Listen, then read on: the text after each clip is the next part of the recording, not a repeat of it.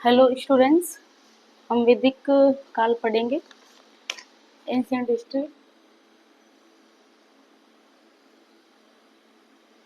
Ancient history और ancient history में हम पढ़ेंगे वैदिक काल। वैदिक काल, ठीक है। सबसे पहले तो जो वैदिक साहित्य है उनके नाम लिखें। वैदिक साहित्य, जिनको वैदिक साहित्य माना जाता है वो है वेद, ब्राह्मण, आरण्यक,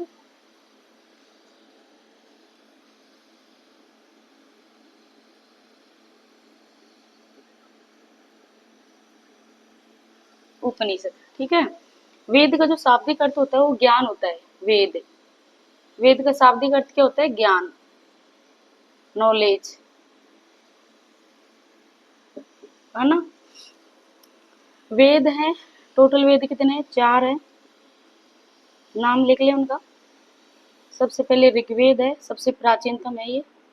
ऋग्वेद है, यजुर्वेद है, सामवेद है, अथर्ववेद है। ये 4 वेद है ना। सबसे जो प्राचीनतम है वो ऋग्वेद है, ठीक है। आगे हम देखेंगे कि जो वेद है इसमें जो ऋग्वेद है सबसे प्राचीनतम है। ऋग्वेद के बारे में ही हम पढ़ेंगे। सबसे प्राचीनतम है, इसमें कितने मंडल हैं, कितने मंत्र हैं, कितने सूक्त हैं, सारी चीजें देखेंगे, ठीक है। सबसे पहले पढ़ते हैं ऋग्वेद। ऋग्वेद, ऋग्वेद है ये प्राचीनतम है, ठीक है। इसको सबसे प्राचीनतम माना जाता है और इसमें 10 मंडल, ठीक है, 10,600 मंत्र और 1,028 सूक्त,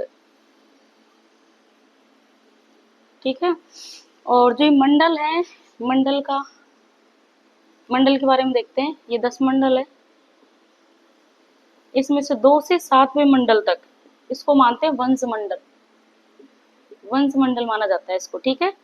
और जो तीसरा मंडल है इसमें उल्लेख है गायत्री मंत्र। ये क्वेश्चन आता है गायत्री मंत्र का। गायत्री मंत्र, इसकी रचना किसने की थी? विश्वामित्र। विश्वामित्र, ठीक है। और ये सूर्य को समर्पित है, सूर्य देवता है उनको समर्पित है, ठीक है। आगे देखते हैं हम। जो युद्ध हुआ था भरत कबीला और 10 राजाओं के बीच में जो युद्ध हुआ था इसके बारे में देखेंगे।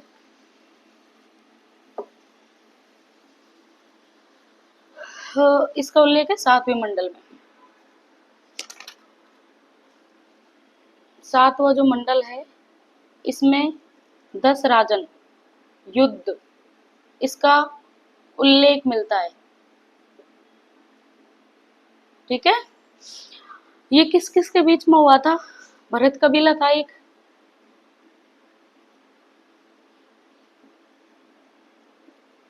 भरत कबीला,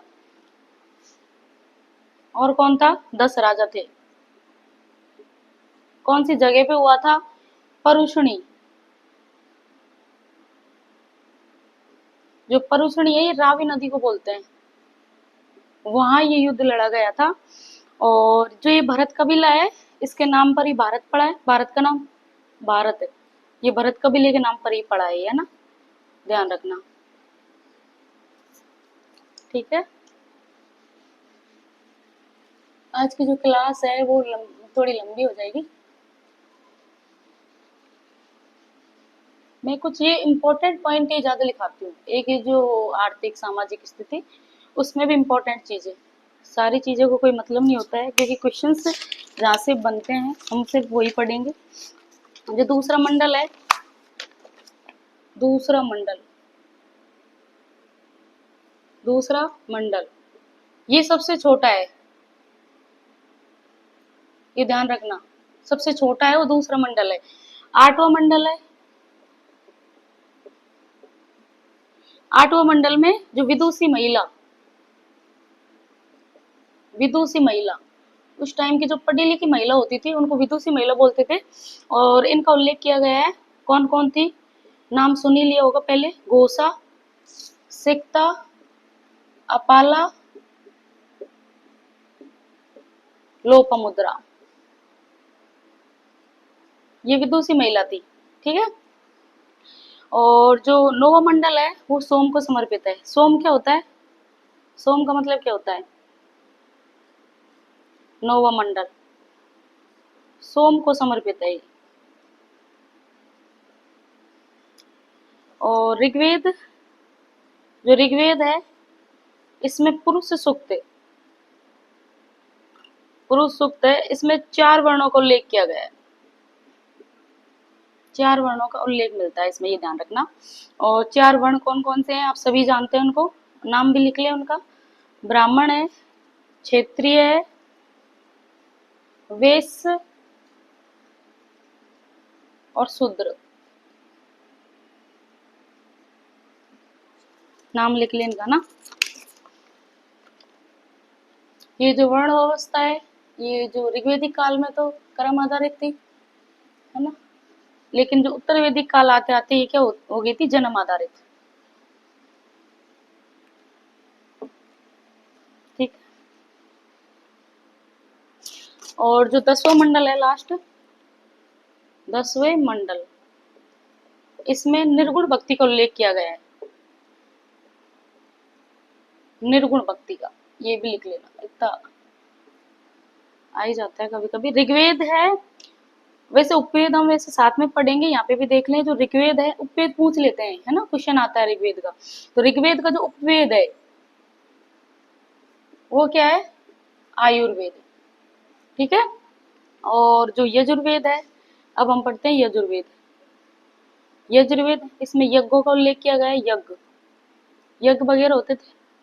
इसका जो उपवेद है वो भी लिख ले साथ में। धनुर्वेद है ना, समझता आ रहा है ना। और जो यजुर्वेद है इसमें शून्य का भी उल्लेख मिलता है हमें। जीरो, जीरो की खोज भारत ने ही तो की है। और फिर आ जाता है सामवेद। साम का मतलब क्या होता है? संगीत। संगीत का जो प्राचीनतम स्रोत है वो सामवेद ही है, ये ध्यान रखना। ठीक है। साम का मतलब गायन होता है। और जो सामवेद है ना, ये भगवान कृष्ण का पसंदीदा जो वेद है सामवेद। तो इसको तो वैसे ही ध्यान रख लेना, है ना।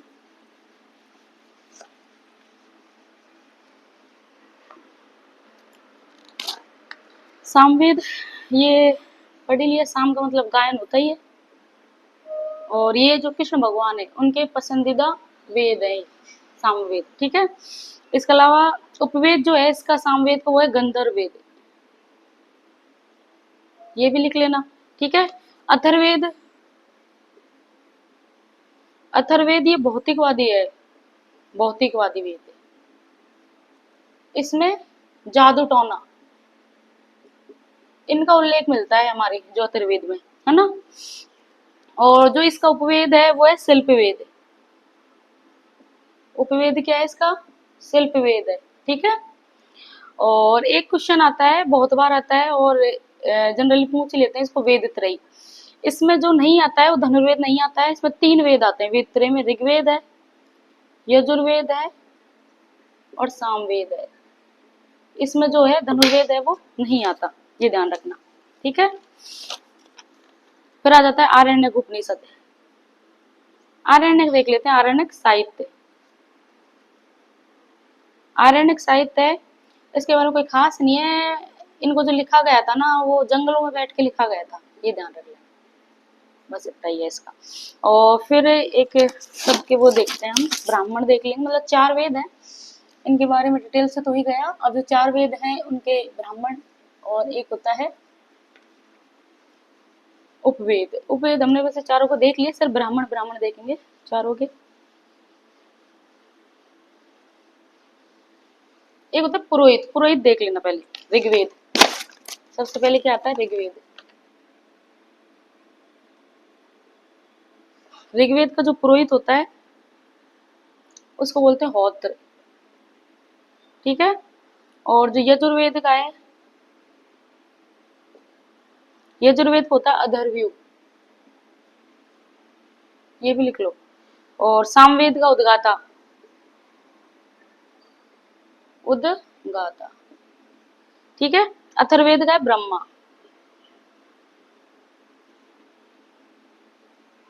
ये लिख लेना। हमने उपवेद तो देख लिए हैं सबके, उपवेद ही ज्यादा पूछते हैं, ठीक है। आगे जो है वह उपनिषद साहित्य। उपनिषद का मतलब क्या होता है? गुरु के पास बैठना, है ना, गुरु के पास या समीप बैठना। तो उपनिषद का मतलब विश्वास के साथ है, विश्वास भी होना चाहिए, विश्वास के साथ गुरु के पास बैठना, ये ध्यान रखना, ठीक है। और जो उपनिषद है इनको बोलते हैं वेदांत साहित्य, वेदांत साहित्य भी बोला जाता है इनको, ये ध्यान रखना। और टोटल जो उपनिषद कितने, 108 उपनिषद है टोटल, ये भी लिख लो। और कथा उपनिषद, अब देखो इनकी डिटेल पढ़ते हैं, कुछ इंपॉर्टेंट है। सबसे पहले तो कथा उपनिषद है, कथा उपनिषद है, इसमें यम और नचिकेता, इसके वार्तालाप है ना। और एक है जाबला उपनिषद,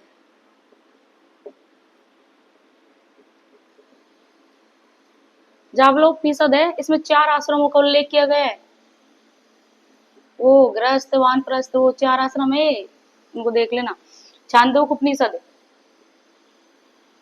छांदोक जो उपनिषद है इसमें कृष्ण भगवान को उल्लेख है, ये तो ध्यान रखना, ये इंपॉर्टेंट है ना। और कृष्ण ही वैष्णव वंश के थे, ये पूछते हैं छांदोक का, ये अच्छे से देख लेना एक बार। वृद्धारण्यक, ये सबसे बड़ा उपनिषद है वृद्धारण्यक, इनको लिख भी लेना अच्छे से और बार बार पढ़ना, तब जाके याद होंगे, भूल जाते हैं इनको बार बार। सबसे बड़ा उपनिषद है, ठीक है। मुंडक उपनिषद, ये इंपॉर्टेंट है, खूब बार क्वेश्चन बनता है इसका। मुंडक उपनिषद, इसमें क्या है, सत्यमेव जयते, सत्यमेव जयते, सत्यमेव जयते का मतलब क्या होता है, जीत के साथ सत्य, सत्यमेव जयते।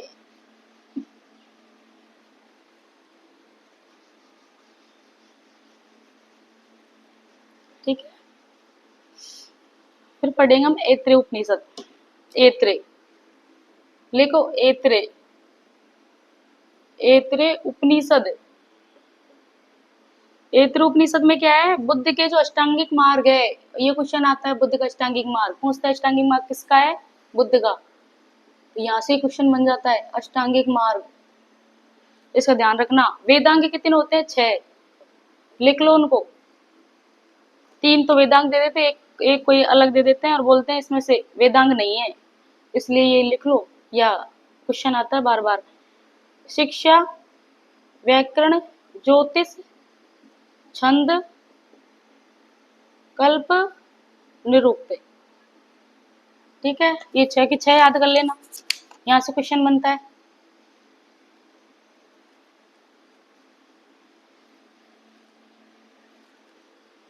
इसके बाद में एक होगा, आपने पढ़ा होगा गणित, गणित, गणित, गणित की जो बुक है, सबसे पहली जो बुक है वो है 16वें सूत्र, हिस्ट्री में इसका उल्लेख है, वो भी वैदिक काल में, ध्यान रखना, मैथ वाले है ना।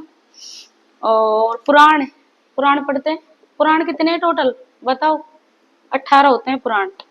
और ये होते हैं प्राचीन आख्यान, इसका मतलब होता है,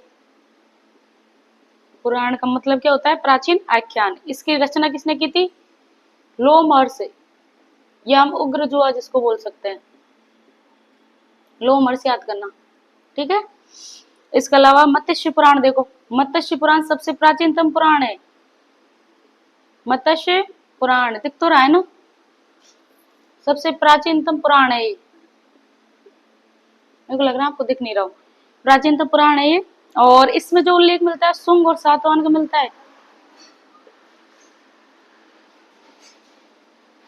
शुंग और सातवाहन का उल्लेख मिलता है इसमें, ये ध्यान रखना।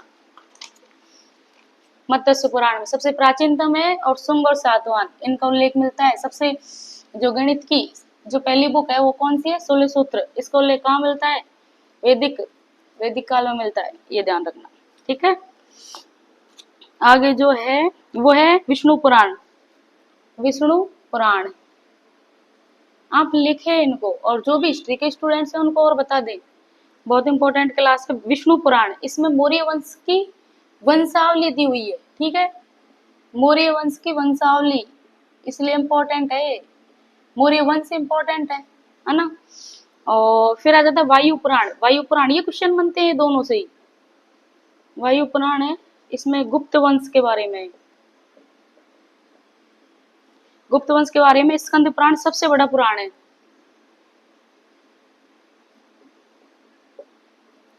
स्कंद पुराण है ये सबसे बड़ा पुराण है। ठीक है, मनुस्मृति प्राचीनतम स्मृति है, मनुस्मृति लेके इसे मनुस्मृति प्राचीनतम स्मृतियों में सबसे प्राचीनतम कौन सी है? मनुस्मृति। ठीक है, जर्मन दार्शनिक हुए थे एक नीत्शे, जर्मन थे, दार्शनिक थे, और उनका नाम था नीत्शे। और ये क्या कहते हैं, लिखे उसको, बाइबल को जला दो, मनुस्मृति को अपनाओ। तो इन्होंने मनुस्मृति के बारे में बोला है, क्या बोला है? बाइबल इसको तो जला दो और मनुस्मृति को अपनाओ। ऐसा कहने वाले कौन है? नीत्शे। लिखें आप इनको, लिखेंगे नहीं तब तक याद नहीं होगा, है ना।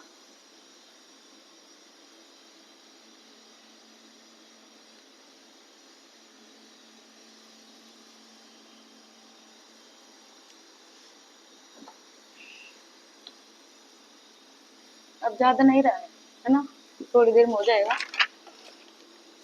आगे है नारद स्मृति।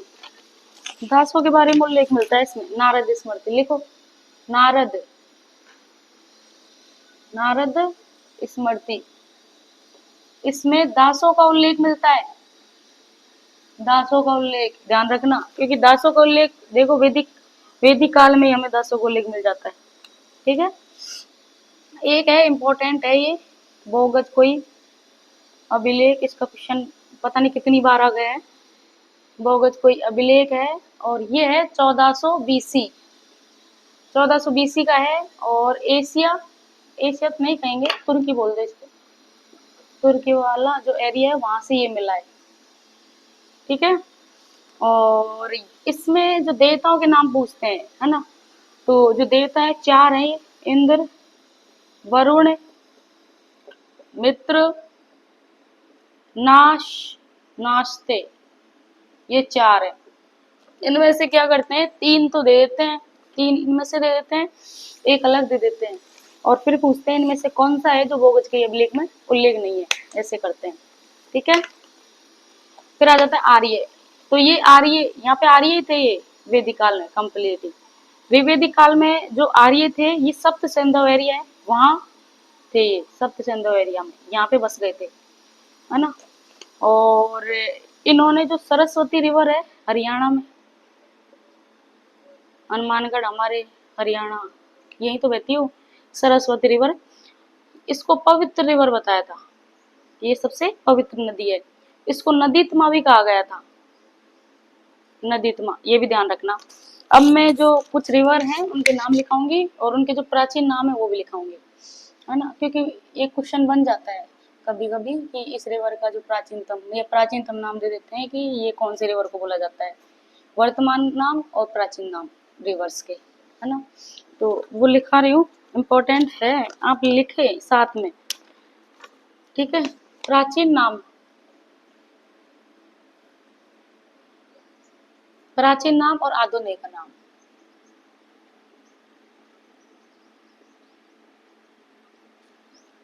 सबसे पहले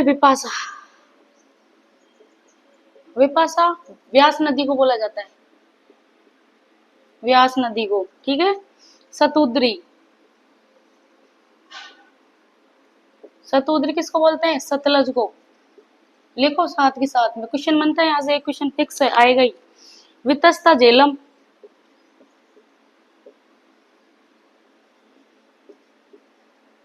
वितस्ता झेलम को बोला जाता है। परुष्णी रावी को,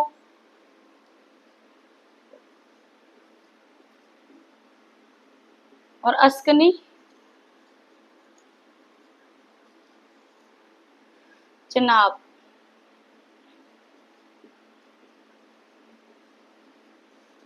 ठीक है, लिखो इनको। फिर ऋग्वेद के बारे में देखेंगे कि कौन सी नदी का कितनी बार उल्लेख किया गया है। मतलब ऋग्वेद में भी नदियों का उल्लेख किया गया है, ये देखो आप। और क्वेश्चन पूछते हैं कौन सी रिवर का कितनी बार उल्लेख किया गया है। 3 रिवर है ऋग्वेद का, ही हम बोल रहे हैं। ठीक है, ऋग्वेद लिखो, ऋग्वेद, ऋग्वेद। ऋग्वेद में जो गंगा और जो सरयू है, सोरुजी, सोरुजी सरयू नदी का है, इसका 1 बार उल्लेख किया गया है।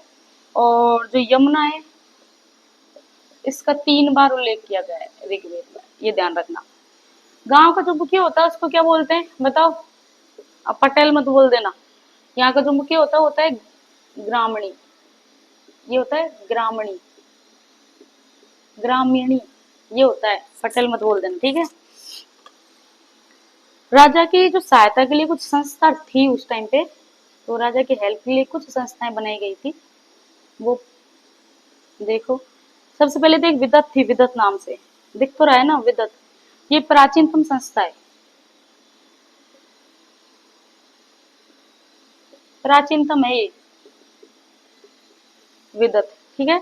सभा, ये वरिष्ठ या कुलीनों की होती थी,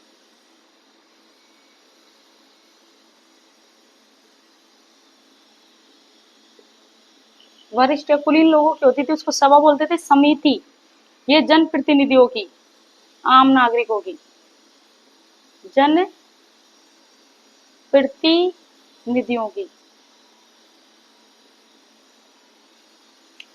ठीक है।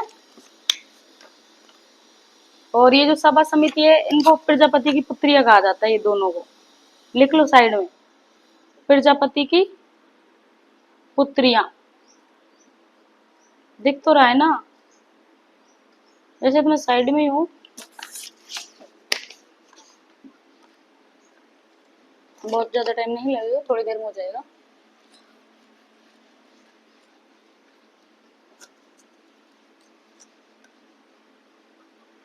ऋग्वेद काल में जो सामाजिक कंडीशन क्या थी, कुछ इंपॉर्टेंट पॉइंट ही देखेंगे हम उसमें, कई बार दे देते हैं वो 4 ऑप्शंस।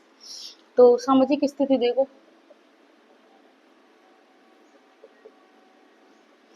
सामाजिक स्थिति है ना, एक तो कर्म आधारित थी, यहाँ पे जो वर्ण व्यवस्था है ना, वर्ण व्यवस्था, वो कर्म आधारित था। और जो पितृसत्तात्मक संयुक्त परिवार थे,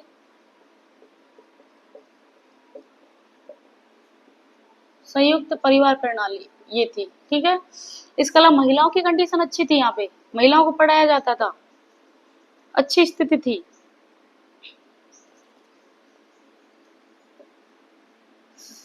अच्छी स्थिति है महिलाओं की थी, मतलब उस टाइम पे अच्छी स्थिति।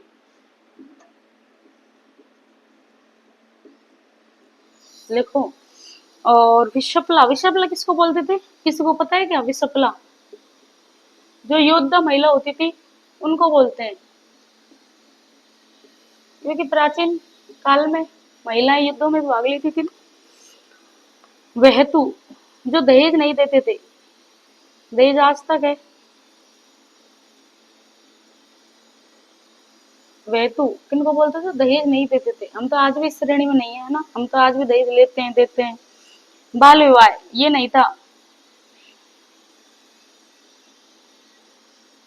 बाल विवाह नहीं था। नियोग प्रथा थी,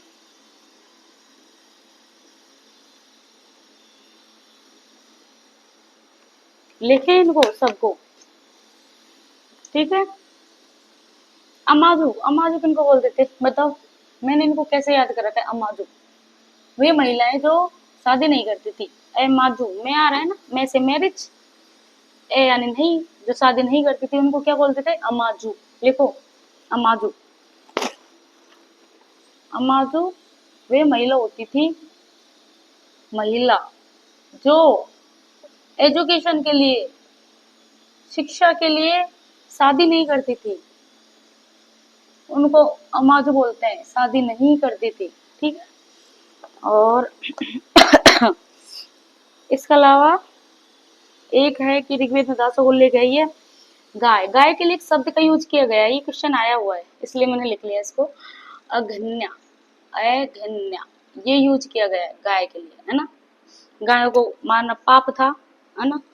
युद्ध, जो इस टाइम पे जो युद्ध हो रहे थे वो पशुओं को लेकर होते थे। युद्धों का जो मेन कारण था वो पशु था, ये भी लिख लेना।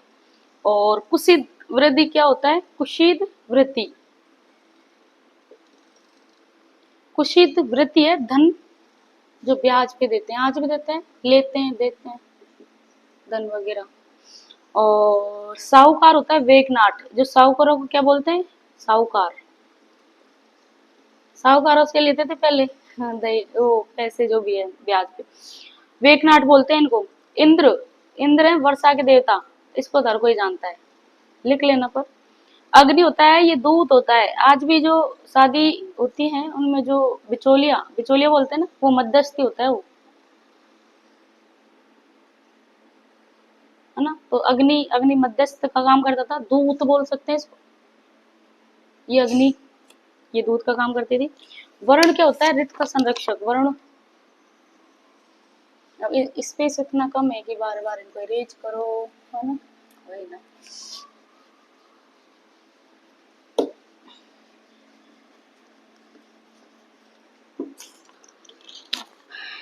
वरुण क्या होता है? वरुण ऋत का संरक्षक, क्वेश्चन आया हुआ है वहीं से लिखा है मैंने, ऋत का संरक्षक वरुण, लिख लो इसको, क्वेश्चन आता है इसका। ठीक है। और उत्तर वैदिक काल की देखते हैं हम, उत्तर वैदिक काल में क्या अलग था वैदिक काल से। उत्तर वैदिक काल में एक तो जो आर्य थे वहां तो सब सिंधों में बस गए थे, यहाँ पे गंगा यमुना दोआब। गंगा नदी कहाँ बहती है? गंगा नदी इंडिया का मैप जानते हो? बना लो साथ में।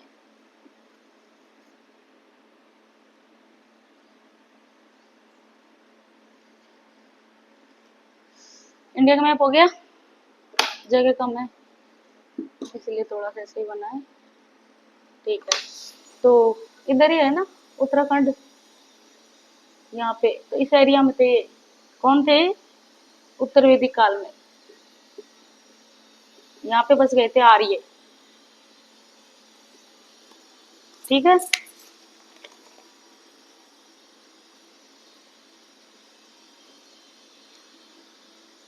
इस टाइम पे जो विदत है वो तो थी ही नहीं, है ना। हमने देखा था कि ऋग्वेदिक काल में विदत थी, और जो सभा और समिति थी वो भी अब शक्तिशाली नहीं रही थी, तो उनका कोई अब मतलब नहीं था। एक यहाँ पे जो वर्ण व्यवस्था देख लेना, जन्म आधारित थी वर्ण व्यवस्था। वर्ण व्यवस्था उत्तर वैदिक काल में ये जन्म आधारित कर दी गई थी, जबकि ऋग्वेदिक काल में ये कर्म आधारित थी, इसका ध्यान रखना। अथर्ववेद देखो, पहले भी लड़कियों को दुख का कारण मानते थे। अथर्ववेद है ना, इसमें बेटी को दुख का कारण माना गया है। कितनी बुरी बात है, बेटी को दुख का कारण है। ठीक है। एक मैत्रायणी संहिता, ये भी सही नहीं है लड़कियों के लिए, इसको मत ही पढ़ना, जो लड़कियों के बारे में कुछ भी बोलते हैं। इन्होंने क्या कहा है, जो महिला है उसको शराब और जुए के बराबर माना है। महिला को किसके बराबर? शराब, कितनी बुरी बुरी चीजों के इक्वल कर दिया, और जुए इसके समान माना है। और अथर्ववेद है, इसमें टिड्डियों का भी उल्लेख मिलता है, टिड्डियों का। ये टिड्डियों का उल्लेख, टिड्डी कहाँ है? हमारे पश्चिमी राजस्थान में। टिड्डी एक संकट है ना, टिड्डी आ जाती है, पूरा पूरा झुंड आ जाता है, और जो फसल होती है उसको सबको। इसके अलावा है सतपथ ब्राह्मण, इसमें हल्का उल्लेख है, ये इसलिए लिखा रही हूँ क्योंकि क्वेश्चन आया हुआ है, सतपथ ब्राह्मण, और इसमें हल्का उल्लेख किया गया, ये ध्यान रखना। और जो इस टाइम पे जो देवता थे, जो सभी जानते हैं उनको, ब्रह्मा विष्णु महेश, ब्रह्मा, विष्णु, महेश, तीन का उल्लेख किया गया। क्वेश्चन होता है शूद्र, शूद्र निम्न जाति जिनको माना जाता है शूद्र, शूद्र, शूद्रों के देवता। क्वेश्चन, इनके देवता हैं, ठीक है। तो ये हमारा जो कंप्लीट जो वैदिक काल हो गया है, इसमें ऋग्वैदिक काल और उत्तर वैदिक काल हमने अच्छे से पढ़ ही लिया है। एक बार वापस देख लेना, जो हमने शुरू में पढ़ाया था कि जो वैदिक साहित्य में वेद, ब्राह्मण, आरण्यक और जो उपनिषद ये आते हैं। वेद का जो शाब्दिक अर्थ है वो ज्ञान होता है, और जो इसका संकलन किया गया था वेदों का, वो किया गया था कृष्ण देवपान वेद व्यास के द्वारा। आर्य का मतलब क्या होता है, श्रेष्ठ या कुलीन होता है। वेद चार होते हैं, ऋग्वेद, यजुर्वेद, सामवेद, अथर्ववेद। ऋग्वेद है ये सबसे प्राचीनतम होता है, 10 मंडल है, 10,600 इसमें मंत्र है, 1028 सूक्त है। 2 से 7वें मंडल तक इसको वंश मंडल बोलते हैं। तीसरा मंडल है ये गायत्री मंत्र, इसका उल्लेख किया गया है, और जो इसकी रचना की थी वो विश्वामित्र के द्वारा की गई थी, सूर्य को ये समर्पित है। 7वां मंडल है, इसमें 10 राजन युद्ध का उल्लेख किया गया है। ये किस किस के बीच में हुआ था, तो भरत कबीला थे और 10 राजा, इन दोनों के बीच में हुआ था, और पश्चिमी रावी नदी के किनारे हुआ था। भरत कबीला के नाम पे हमारे भारत देश का नाम पड़ा है, भारत, है ना। एक है दूसरा मंडल सबसे छोटा है, और 8वां मंडल विदुषी महिलाओं का इसमें उल्लेख किया गया है। भूषा, सिक्ता, पाला, लोपामुद्रा, कांचावृत्ति, ये विदुषी महिला उस टाइम पढ़ी लिखी महिलाएं। 9वां मंडल है सोम को समर्पित है, ऋग्वेद, पुरुष सूक्त, 4 वर्णों को उल्लेख किया गया है इसमें, ब्राह्मण, क्षत्रिय, वैश्य और शूद्र। 10वां मंडल निर्गुण भक्ति का उल्लेख है। ऋग्वेद का जो वेद आयुर्वेद होता है, यजुर्वेद का जो वेद धनुर्वेद होता है, यजुर्वेद में शून्य का, जीरो का उल्लेख किया गया है।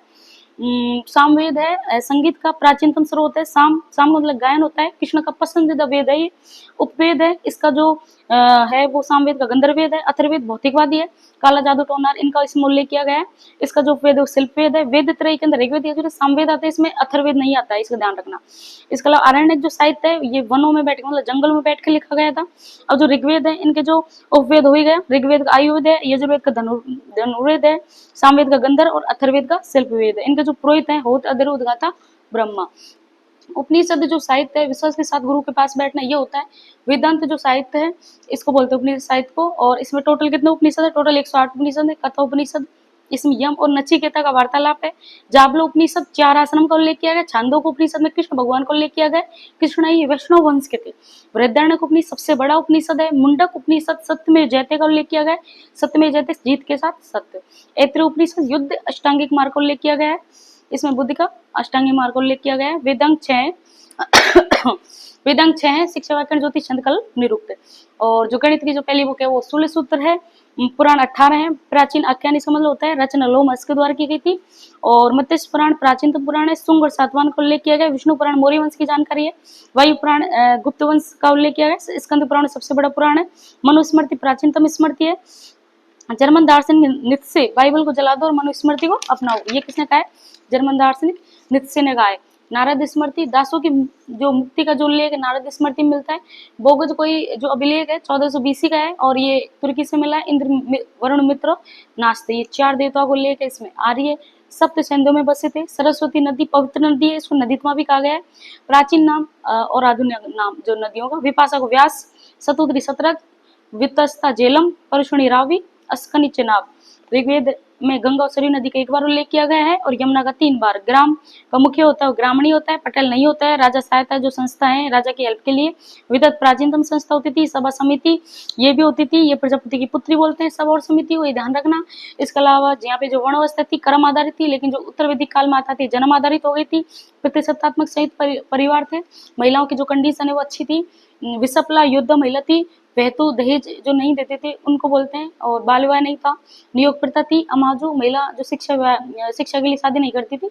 ऋग्वेद में 10 को उल्लेख है। अगन्य गाय के लिए यूज किया गया है। युद्ध जो यहाँ पे जो युद्ध हुए थे वो सब पशुओं को लेकर हुए थे, मेन कारण था पशु।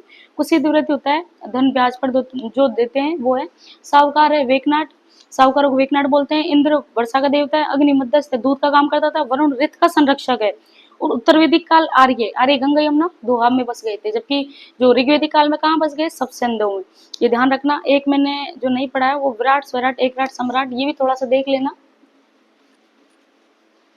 ये क्वेश्चन आ जाता है कई बार, तो एक बार मैंने वो नहीं बनाया था ये इसका, कि इसमें जो राजा है वो मध्य में जाएगा भोज, और जो ऊपर आएगा वो होगा विराट, और जो इधर है वो स्वैराट